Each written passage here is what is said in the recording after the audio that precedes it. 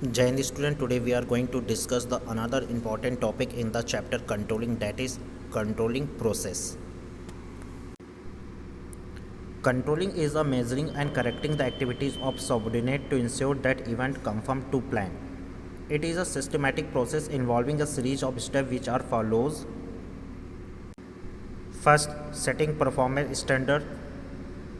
Second, measurement of actual performance.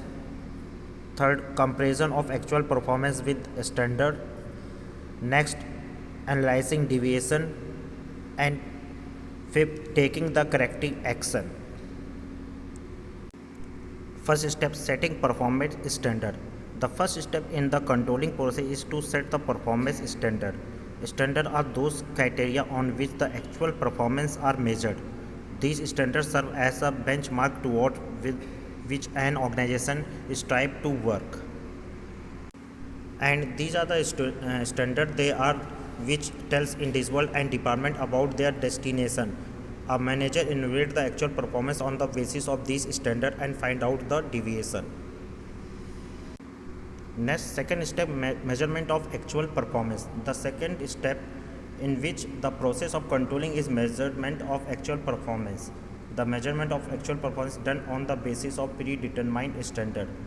The measurement of actual performance tells the manager whether the work has been done according to the plan or not. An important question regarding the measurement of actual performance arises is whether the measurement of performance can be done only after the actual work is completed or it can be measured during the course of its completion. And this can be done by obtaining several methods like personal observation, sample checking, performance report, etc. And some facts should be kept in mind while measuring the actual performance, that is, the figure regarding work progress should be as far possible to completely true. These figures should be continuously prepared, and the standard for measuring the progress should be the same as well as adopted at the time of determining the standard. Next, progress measuring system should be quick to point out the deviation. Next, comparison of actual performance with the standard. In this step, the actual performance are compared with the established standard. Such comparison reveals the deviation between the planned and actual result. And deviation can be a two type, negative deviation and positive deviation. In the controlling process, it is important to know the causes of negative deviation, but it is not less important to know about the causes of positive deviation. Positive deviation means that the actual performance is more than the standard work. If the information received regarding the actual performance being more than the standard, the corrective action can be help in improving the efficiency in future. Next step, analyzing the deviation. At this stage, acceptable and not acceptable deviation analyze where following things are noticed. First, critical point control. It means keeping focus on key result area where deviation are not acceptable and it should be attended on the priority basis.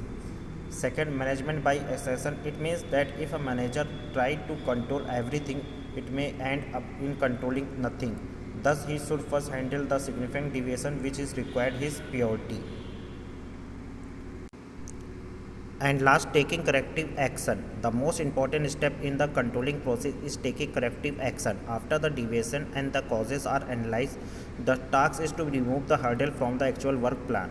The purpose of this step is to bring the actual performance up to the level of expectation by obtaining the correcting measures. And the purpose of corrective action is to bring the actual work progress to the level of expected progress. This can include two type of arrangement. First, removing the deviation in the actual performance. Second, stopping the repetitions of any such problem in future. Thank you.